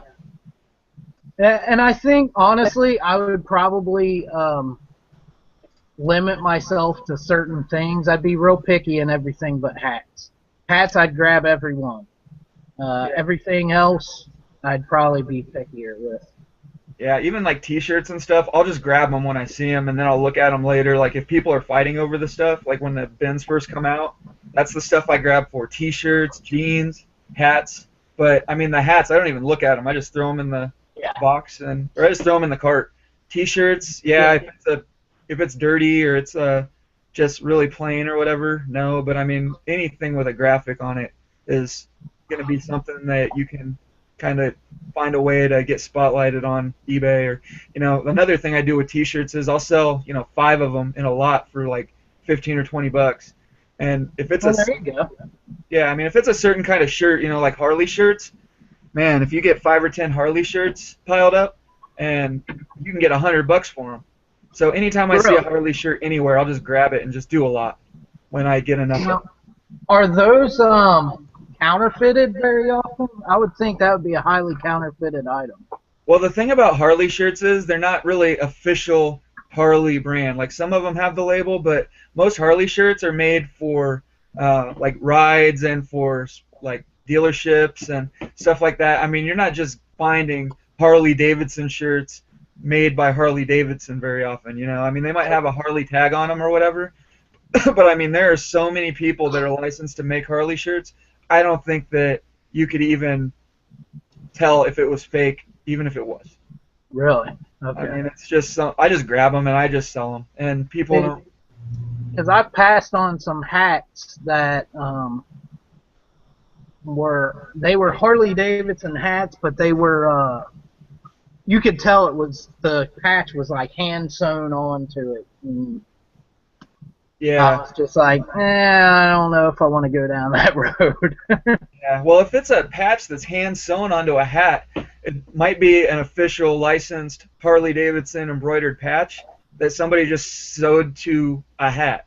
Maybe you could even cut the patch off and sell the patch by itself if the patch is quality. There you go. Yeah. I don't know. I don't know enough about that stuff. I mean, I don't think Harley's a brand that, even if it is fake, I just think there's too many people making Harley stuff to be able to track it in the first place, even if they wanted to. Right. So I wouldn't concern myself with it at all. Okay. But yeah, I like that snap idea. That might be a way to get rid of some of the stuff that I got piled up from the weigh and pay. Yeah, and that's kind of what I use it for, is just to, like I said, if you buy 100 hats at a time and then 30 of them ain't worth nothing, then you got all these hats laying around that, nobody wants. Right. And if you live in a town like me, where there is actually a yard sale season, then you can't really get rid of them at a yard sale during the winter time. Right. So.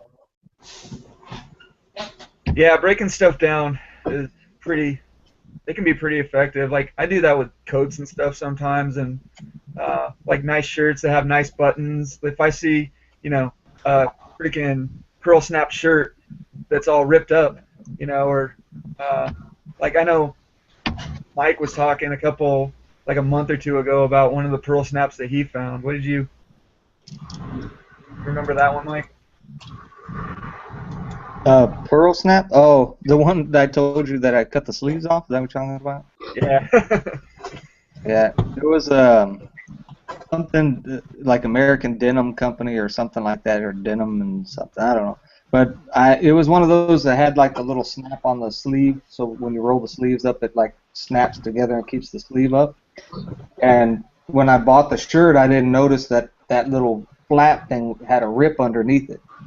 So I was like, oh man, this is a crap shirt, and was originally going to only sell it for like $15 or whatever.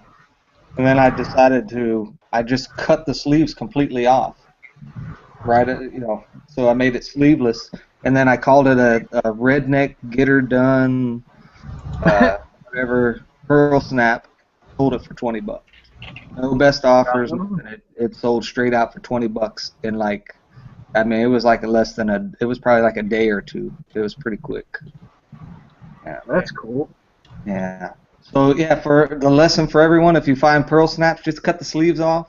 No, I'm kidding. Don't do that. I might end up doing that. Yeah, I've got a pearl snap upstairs that it's like a salmon, and I think Larry the Cable Guy actually used to wear that color pearl snap, if I remember right. But I was gonna do the same thing because it's got a rip in the cuff, and the only reason I bought it is because of that story that you told me. I just haven't gotten around to listing it yet. What's up, Adam? What's up, Paul, and everybody following him? Morning, Adam. Morning, Danica. Anything going on yesterday? No. No big sales, no big scores, didn't find anything, didn't go out and sourcing? I mean, I sourced one store. Well, I guess technically two, but rather not say what I got. Just doing arbitrage, yeah. Right on, right on. Yeah. Okay, when you search your sold listings, how far back does it go? I think it goes back 90 days, if I remember right. It might be 60. It goes back pretty far, though. And you might be able to adjust the settings so that it goes back farther. But I think that eBay keeps the records of the listings for 90 days. And past that, you can't bring it up anymore. Okay, so in the past, I guess 90 or 60 days, I've sold 10 of them, 10 lots for like $120. Wow, there you go. What are you talking about? Just the snaps from a hat. Those things are called. Gotcha. What's that? Oh, I know you sold those. I was trying to figure out what the hell they were called. Oh, snaps. Just replacement snaps used. Yeah, another thing you can do with like shirts and coats, like if you get a coat home and it's just garbage, like you find a rip that you didn't see, or if there's a stain on a shirt that you didn't notice before, especially a high-end shirt, you can take those buttons off and just sell the buttons. A lot of times, you'll get more for the buttons than you would have for the shirt in the first place. Really? Yeah, like those really high-quality buttons that are like mother of pearl, or, you know, they're like, I don't even know what materials they use for buttons, but I mean, I've heard of people doing it, and I've actually looked for listings and seen some pretty crazy prices on that stuff. I mean, people buy them. Especially like the blazer buttons, you know, the really nice ones, like the leather buttons or the wooden buttons, just the stuff that's weird and unusual. They sell. I mean, a lot of those, like Lacoste shirts, you know, they'll have a mother of pearl backing or whatnot. So I mean, those, and then, you know, they've got to be really nice to sell them for $30. But if you can take the buttons off and get 20 for them, or like if the choice is, you know, taking the buttons off and getting 20 for the buttons, or selling the shirt for $15 because you found a spot that you didn't notice, or the stitching's loose in a spot, or there's a little tear or rip, and you try and sell it as kind of trashed or whatever, like defective, sometimes you'll get more just taking the buttons off or taking the zippers off or whatever. Yeah, just get a seam ripper. You can get, I know you said you were using a knife, but if you get this little, like basically any basic sewing kit, they'll have a little like pick kind of, and you just use that to pop the seams and get the threads out, and that might be a little easier for you to even when you're working on hats to get out. Looks like a little crab claw or something. I'll have to check that out. So, One thing I really, really want to try is customizing hats. Yeah. I mean, when you come across so many, like I've seen them to where they'll take a bill like this and they'll rip it off and they'll put a different bill on it, like maybe a bandana print bill right here, and then they'll take like one of these panels out and put like a bandana panel back there. I would like to learn how to do that because I just think it'd be neat. Wow. So, I just thought of something that got overshadowed by the gold ring that I got on Sunday. On Saturday, I got Hugo Boss jacket for $5.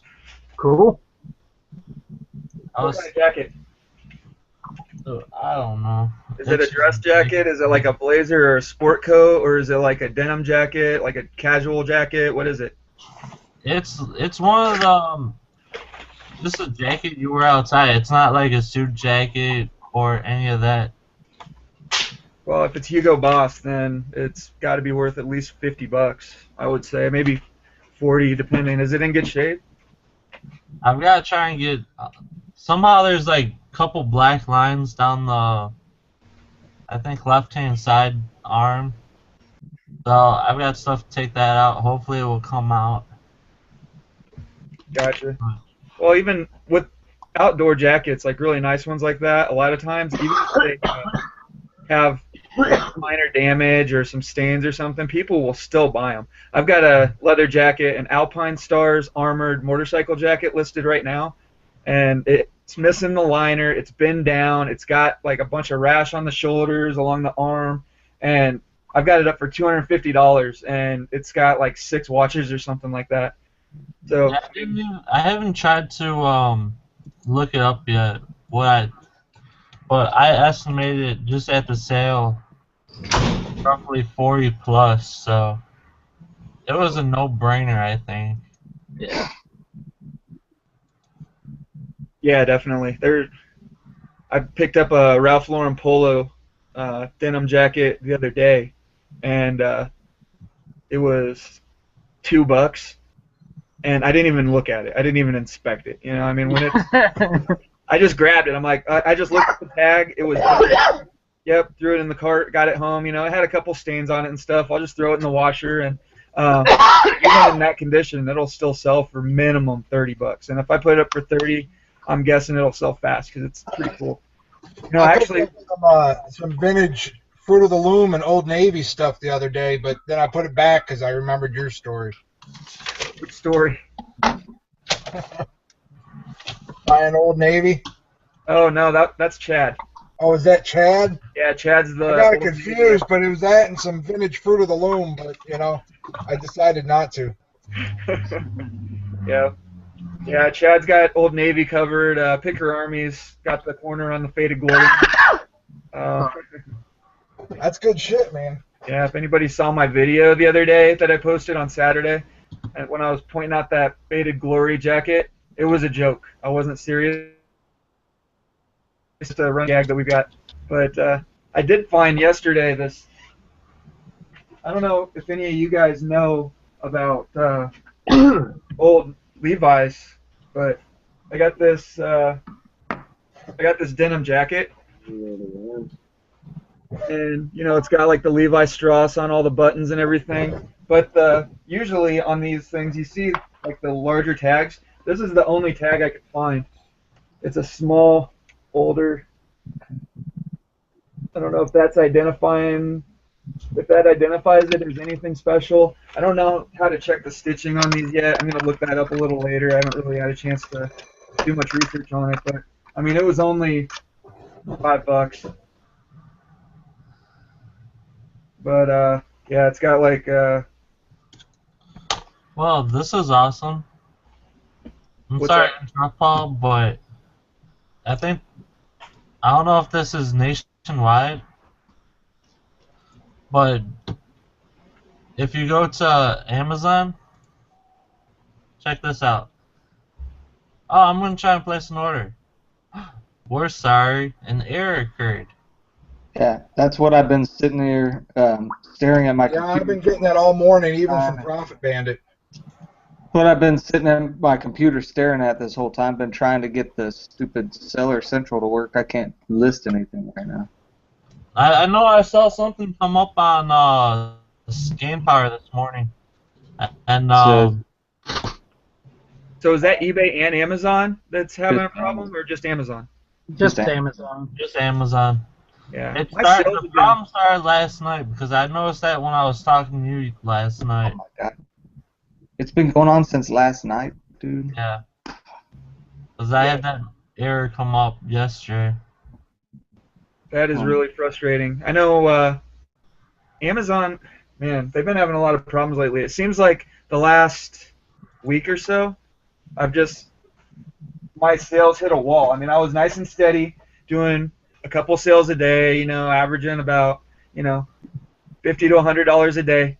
And then I sent in the last couple packages and I just hit a wall, man. I mean, I've been doing maybe one sale every 2 or 3 days on Amazon, and I don't know what's going on. I mean, I went through and double checked all my prices. Everything's still in line. It doesn't look like any repricers got in and started just killing the price on things or any of that. But I don't. It's so frustrating. And I've heard about a lot of people saying the same thing. Have you guys noticed that at all with your Amazon sales? I know you sell a lot. You got a I lot of haven't. inventory in there. Mike? That, Mine are slow as all get out. Mine just slowed down. I think it's because of this thing that just happened last night. Because up until yesterday in the evening, sales were flying, dude. They were killing. And now, but yeah, this morning I don't have any sales. Yeah, I was doing pretty good up until I noticed this stuff. Yeah. Huh. Yeah, I don't. Let's see. I haven't even checked Amazon this morning yet. I was on eBay, just doing all that. But let's see. Yeah, still nothing on eBay or on Amazon. Oh, I take that back. I got a sale. On I don't even know what Amazon. it was yet. I haven't sold anything on Amazon in weeks. How much do you have in Amazon right now? I think I've only got like 60 items there. Oh. Yeah. Yeah, that's You gotta because feed that beast, man. Amazon just doesn't like you. What's that? So that's because Amazon doesn't like you. Oh, it won't They even let me really, get really don't like me. I worked for them before, and they don't like me. Amazon is hungry. You need to feed the beast. Yeah, I know. I know I do. Yeah. Get approved for clothing. Start selling your hats on Amazon. Can you sell used hats on Amazon? Oh, probably not. I doubt it. I bet you could sell those snaps on Amazon, though. Used snaps? Yeah, well, they refurbed, whatever. Just That's make your own product, man. that's the next category I want to get into is the clothing. I'm gonna just not sell too many DVDs. Yeah, you're actually approved for DVDs, right? Yeah, I just don't give two shits about them. How did you get approved for DVDs after? I mean, you weren't? Nobody was grandfathered, right? Like, if you want to be able to keep selling DVDs, everybody has to get approved, right? Yeah, Yeah. I'm working on approval for that, but I need a couple more orders, and I just don't know where the hell to get them from. Yeah, I'm working on that. I've got a couple of sources, some wholesalers. I think you just have to have a tax ID so you can buy from wholesalers. And I mean, if you're a reseller, you should probably have a tax ID anyway. I don't have one yet, I but mean, I've got one purchase. I just need two more for more than 5 items. There's a blog called A Little Slice of the Pie, get out of here. and he posted where he gets his DVDs and CDs wholesale. Just Google the blog and you should be able to find it. It was pretty good prices, but you have to go through, some of them are good prices, some of them are great, some of them are crap. But if you Google, A Little Slice of the Pie, it's a good blog to follow anyways. Yeah. Well, I mean, just from having so many game store contacts, like knowing the managers and stuff, I know where I can go to buy DVDs wholesale and get nice invoices and all that stuff. So once I get it done, I'll go ahead and post it up. But to be honest, I don't think that I want to mess with DVDs just because like the biggest horror stories about people losing their accounts have come from DVDs. Well, you better not get into health and beauty either, then, because there's horror stories on that side. Is there like just people selling stuff that was recalled and then not realizing that it was recalled type of stuff? Yeah, I mean, you heard about the $1 million producer guy that got removed. That was all health and beauty stuff. Yeah. I wanted to get into health and beauty because it seems that stuff sells great.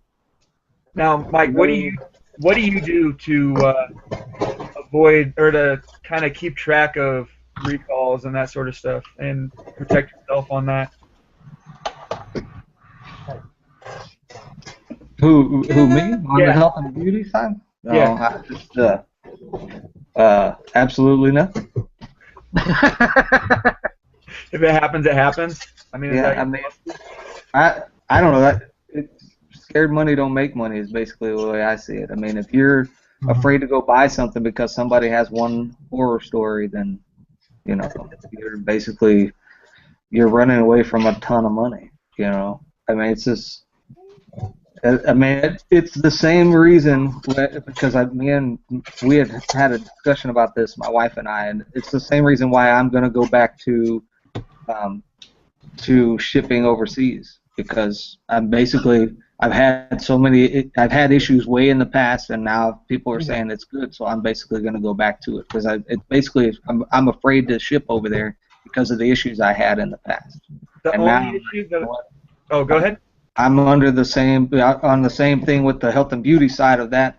I'm looking at it going, well, I'm not making the money because I'm afraid to send it out to actually do the things. You know? Yeah. Well, my thing with shipping overseas, the only issue that I've had is using the global shipping program. So, I mean, I'm just slowly going to start moving stuff out of the global shipping program as well and start shipping stuff overseas myself because, I mean, Romanies make a good point. You make a lot of money on the shipping when you're going to overcharge. You have to overcharge when you're setting the stuff up. You know, I mean, if you just throw something on a scale and you estimate it to be like it's a 5-ounce item and you know the packaging is going to bring it up to 8 or 10 ounces, then you've got to put 12 ounces just to make sure. Then you make that extra 50 cents. You know, if it's a 10-pound item, you're not going to package it and get it ready to ship right then and there until you sell it, right? So you got to kind of estimate and add a couple pounds, especially with bigger items, to account for the packaging. If you do that right, you're gonna, you're gonna come in a pound under, or a few ounces under, or whatnot most of the time, and make a couple bucks. Yeah, and as far as the Amazon side of it, I mean, for me, I just don't do anything that has to do with medication or if it's they have physician quality acne medicines or whatever and all that kind of stuff out there. I just steer clear of that stuff. I mean, it's just the best way to do it. There's so much out there that you don't need to get involved in because it's mostly that when it comes to the health and beauty and all that, it's mostly those medications that get folks in trouble. And just paying attention to the other thing that we are trying to do more of. We didn't do it in the beginning, and I'll be honest, we put ourselves at risk was getting things that weren't name brand.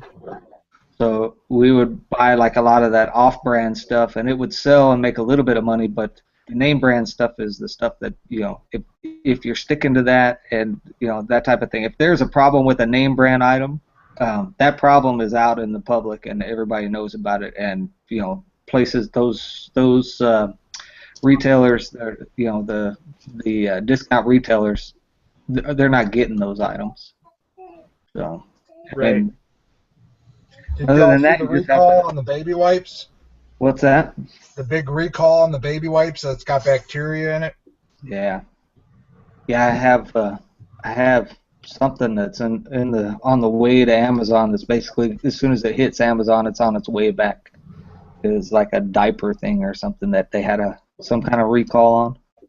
Oh, really?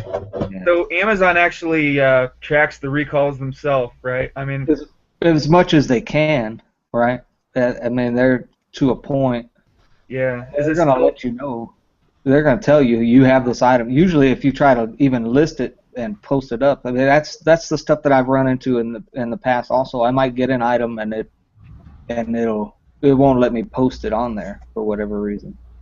Whatever, either it's a blocked brand or has something in there that they don't want you to sell. The hazmat thing throws me every time. It's some of the things, the items that have hazmat, like hair products. One color have hazmat, the other, and the dark colors may not. And you can sell the darker but not the lighter, and blah blah blah. Like, it's just, you don't even know until you actually go to list it and put it into your shipping plan, and it says no, you can't ship this to Amazon. It has hazmat issue. Yeah. Yeah, as far as the global shipping on Amazon, I don't know why you wouldn't. I mean, it just makes sense to do the global shipping since they're handling it all. I mean, is there a reason why you wouldn't? As far as global shipping on Amazon? Yeah. Oh man, no, Amazon, like, I mean, you just set it up and you set it and forget it. It's just like doing global shipping program on eBay. Yeah. You don't have to. Why not? You send everything to the same place. What's that? So I still gotta sign up for that still. All it is one little check in your settings. You just check the box. I noticed it yesterday. I was surprised when you had to opt into that, because I was like, why not? Why wouldn't you? So I just clicked the box when I was trying to work on something else. And it's fairly new. I think it just came out, I know it was this year. I don't know exactly when, but it was this year that they sent out messages saying you need to opt in and whatever. Yeah, I don't see any reason why not, because it's basically everything's exactly the same. You don't see anything different. They do everything from FBA. So. Yeah, you just go from 300 million customers to 4 billion or 8 billion or however many people are out there now. Yeah. But, I mean,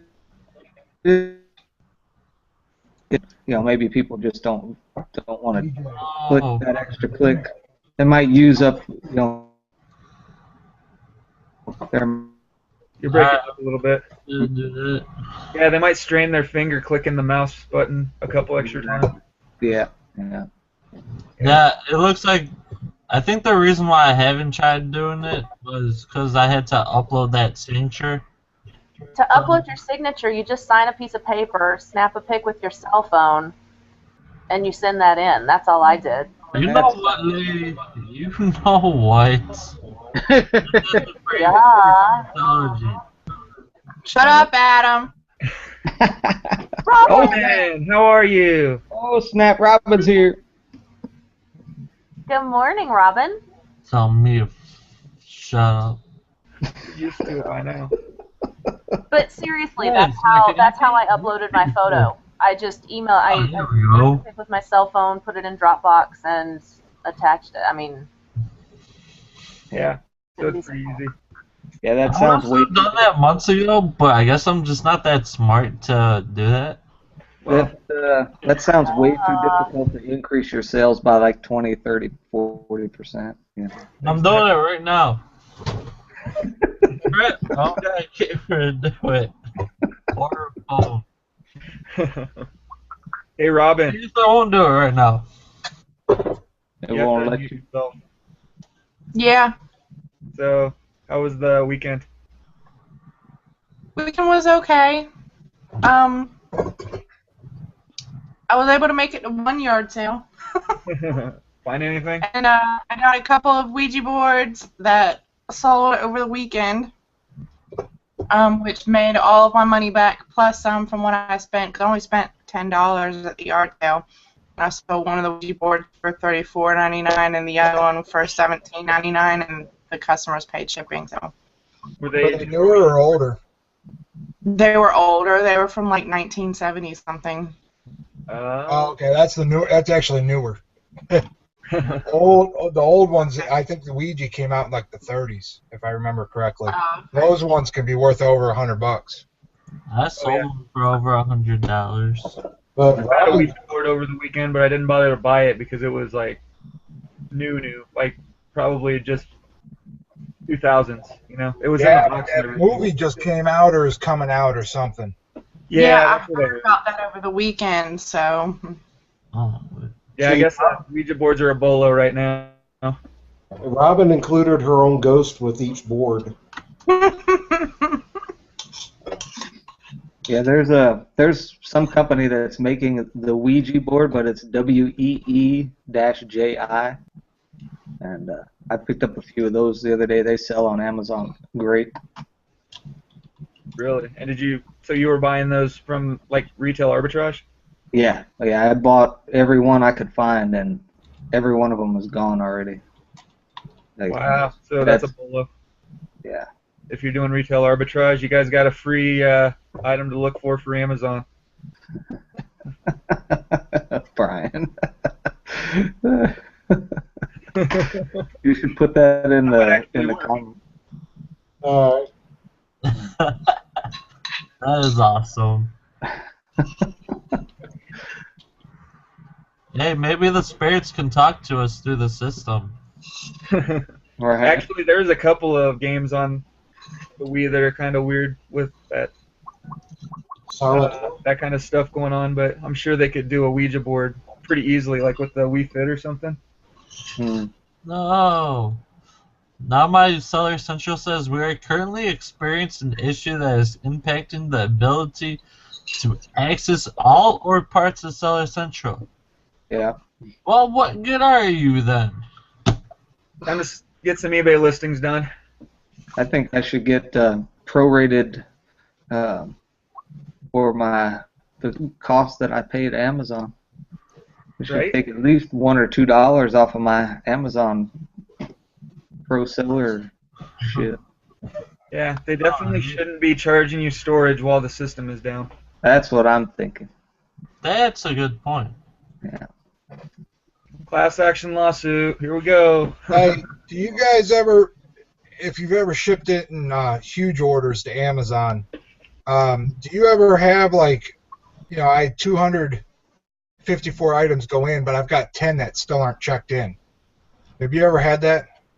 Yeah, almost. Yeah. It's some kind of mistake either on their end or your end. If you click on that shipment, it'll show you like 10 or like 200 of the 100 or 202 items have been checked in or whatever. And most of the shipments checked in, but you have to click on the third tab, I think it is. It's, what do they call that? It's reconcile. Reconcile, yes. Oh, okay. But if it'll tell you like maybe one of the items wasn't in the box, or maybe they scanned 2 of an item that they only thought they were getting 1 of, or I've even had it where I had 2 items, or I had an item that they couldn't find, and I had an item that there were 2 of that there was only supposed to be 1 of. So it's kind of, you just gotta click through, and it'll tell you what to do to reconcile it. And usually it's like they lost 1 item, or they were short 1 item, and then I looked at my pile and it's like, oh crap, I didn't put it in the box. So just click that. Yeah, I forgot to put it in the box, and then there's going to be two options. You're either going to say I accept this and it's all my fault, or do an inquiry. Yeah, and then you just tell them what to look for. Like when I found the one thing that was 2 items, they thought that they had 2 of 1 item, and they thought that another item was missing. It came from the same box. I was like, I just sent a little comment to them like, did you check it to see if the SKU got printed out twice or something? And that's all I did for that. But anyway, it's about that time, guys. We're gonna wrap this up. It's been on for about 2 hours now. Had a good time today. Talked about a lot of stuff. Make sure that you subscribe. Hit that little subscribe button over there and the little thumbs up in the corner down there. And comment on the video a little later if you have any questions that we didn't get to. You can just come back after it's uploaded, after we're offline, and comment there, and we'll definitely see it then. I keep track of my videos all the time, so if you have any questions, concerns, whatever, that's one place to get a hold of me. If you know anybody that you think would be an interesting guest, somebody that we need to have on, please send me a comment in YouTube, send me a comment in Facebook. Resale Ronin on Facebook actually exists now, but I haven't done anything with the page. But you can message me through there if you want. It's probably the easiest way to get a hold of me, where I'll get back to you fast. And you know, we've just been having a good time. We're going to do this again tomorrow. We're going to have Robert Bagley, RB3, on tomorrow. I'm going to set the link up right after the show. So the show is going to be ready to go live again tomorrow, right after this one. So if you've got a Facebook group that you don't see the links posted in, or you've got a lot of friends on your Twitter or on your Facebook or just some other place where you want to share this, we're going to have a lot of great information. I'm really looking forward to the show tomorrow. I think it's going to be awesome. So yeah, just go ahead, like, comment, subscribe. And anybody that's on this panel, everybody makes videos. I'm pretty sure. Yep, everybody on the panel is making videos except for Adam. But they're in the works. Thank you very much. I mean, he dropped the $100 on a good camera. He just hasn't used it yet. Whatever. Click on our names in the chat, hover over them, subscribe. Everybody's got should have their names on their picture. If they don't, then you can find them later. We got Eric Castle, Tinker's Row. Was that the name of your YouTube channel, Eric? Yeah. Tinker's Row. All right, so look up Tinker's Row on YouTube. Pinkney's Picking. You can check Robin's videos out over there. Picker Army. That's Mike. You can see some of his haul videos. He's got some Amazon how-tos and stuff like that. Jake Smith. That's his YouTube channel. You can check him out on YouTube. He does haul videos and a lot of just information and tips for selling hats. Annika Bailey. You can look her up on Vegan Picker. She's got her YouTube channel, Vegan Picker. And then Arbitrage Albatross. He's got a lot of great videos on YouTube, just a lot of haul videos, a couple how-tos, stuff like that, a lot of stuff on photography tips. He's going to have more Photoshop stuff up pretty soon, I'm sure.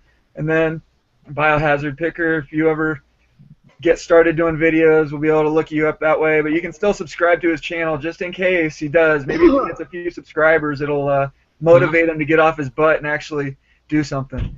But thanks a lot, guys, and we'll see you tomorrow. Later.